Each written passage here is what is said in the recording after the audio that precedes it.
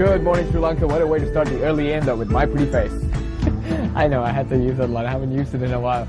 Good morning, Amaya. It is Monday, the 4th of November. It is. Good morning, Jason. You know, it's my birthday month, right? It's your birthday month. It's my birthday month. So why is that special? There's not special at all. There's no reason for that to be special. Yeah, it is. Uh-huh. God. Really? What? I don't know. No. I just throw wild ideas out there. Anyways, today's show is really important and very interesting, I might add. Mm-hmm. Today we have a doctor who's been here before. Yes.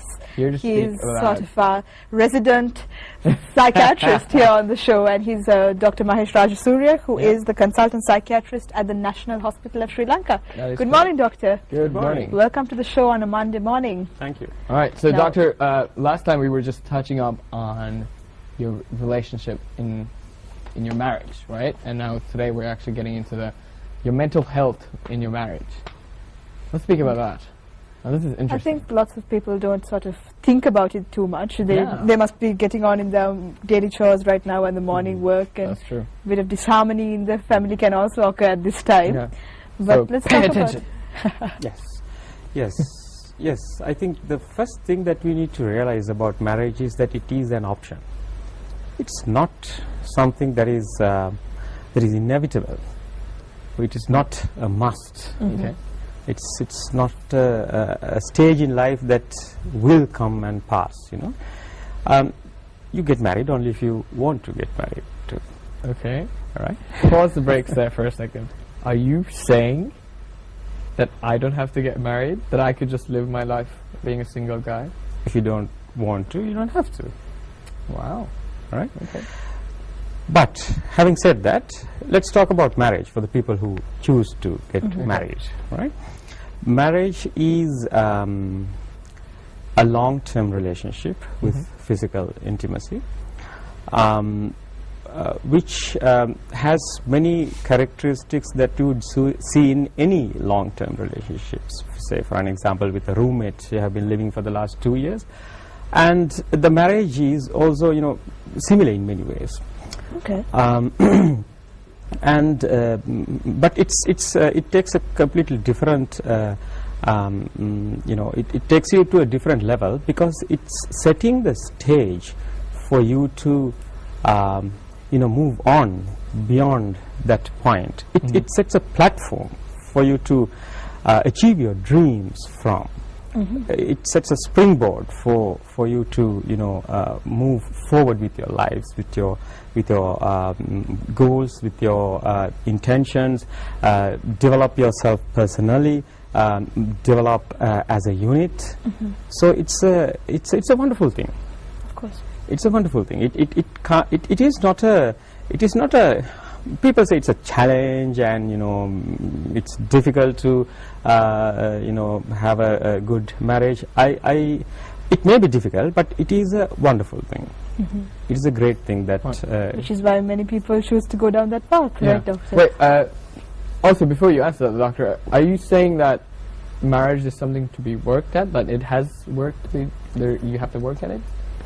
yes, you have to. Okay. But when it's going on well, it should serve you, and things should be happening in your life. You feel great that you are married. Not that my goodness, I'm married, now it's another day, and but then the other thing is, Amaya, that not that everybody gets married because they think it's a great thing, and they make a conscious decision and then get married. Right. And For I many think people, it's at just that point, if I could interrupt you, doctor, we have to speak about the cultural context as well, because I think the traditions and the norms that we have in our society That is sort of true. lead people to believe that marriage is a very, very necessary step that they must take, whether they're ready for it or not. and it is not an option. It's not an option. You have The to. last thing you want is some auntie saying that one is a confirmed bachelor. Like, really? Thank you. and then you are looked kind of down at, kind of. That is true. Unless you get married, you are not complete. You are not. Considered equal to others. So these are little cultural things that influence our decision making. But when you get married, these influences don't just go away. So we have to be very aware of these external influences. We cannot be separate of them, 100%, but we have to be aware of them if you want to have a good marital relationship and continue to have a good marital relationship. Right. So these external influences, let's speak about them now. What are the influences? Now you've maybe come across some patients that you may have to counsel at the end of the day, instead of giving them drugs or anything like that, where they just need counseling and therapy. What are the influences that can really cause disharmony in a marriage? Yes. Now, we saw marriage as an option. We saw marriage as a long-term relationship. We can also look at marriage as a unit, Okay. a team, a functional unit, a unit of function, where there is only the man and woman in the beginning, the couple, the unit, the couple unit, and then it becomes a family with children. So this unit, if you can, I can even describe it graphically, if we can have that slide on that. We'll try and get the slide up for you, Doctor, till then go on. The slide. We'll talk about that. Slide. So when the unit initially comprises of you and your spouse, your wife or husband, or Right. and then this unit has to be strong, obviously, if the marriage is to be good, right? Now, you have to remember that this unit doesn't start out of the blue in the real world. What happens is that first you are in a unit already, which is your family, Yes. with your mom and dad and your brothers and sisters, and your spouse was in another unit, right? And then you meet, and then you have a relationship, Yeah. and then now you want to get married and have a new unit. So if you are going to form this new unit, which you want to be very strong, you have to leave the original unit. Right. You have course. to be reasonable. Inevitable, isn't it? Yes. Yeah, of So course. otherwise, how can you have a strong unit? You have to leave your unit. Your spouse has to leave her or his unit. Right. I mean, I'm not saying that you have to totally forget your parents and family, brothers and sisters, and never talk to them ever again. No. Correct. But to a large degree, you have to be separated. Right. And then only you can form this new unit. And then only you can have a hope of having a strong unit. Right. Otherwise, if, say, your one foot is in your parent unit and the other foot here, and how can you have a strong unit? Right. The unit is, at the beginning, already, cracked. Right. It's not a unit. Yeah. So what you're Starts saying off is, on the wrong foot, Yeah. doesn't Yes. it? so what you're saying is a healthy relationship is you pretty much moving away. If you put it in terms of an acorn, you don't stay next to the parent tree. You would actually move and try to make your own tree in the process. You see Good what I just analogy did there. Yeah, Wow, I know, I'm Justin. pretty special today for some reason. I don't know what happened. But also we need to speak about the cultural context where, the in-laws are sometimes put in a very harsh role, and we have a lot of yes. mother-in-law jokes and father-in-law jokes and daughter-in-law jokes happening in when families get together and things like that. But out of jokes, there is some sort of friction that can happen if you don't approach marriage with the right mindset, especially when it comes to accepting your spouse's family. Right, Doctor? Yes, yes. This is not. It is. I mean, we all know that this happens, right? But it is not because your in-laws are bad. Let's We establish all- that. We all have good and bad in us. We are all, average people. That is correct. But what happens is that your in-laws or even your parents, they have their own unit, right? And now you are a new unit. And if you are going to live with your parents or your in-laws, you're actually putting two units in one house. And now it's very difficult to function two units in one house. Now, obviously, the cooking. Say the new wife or even the daughter, it may be living with her own parents.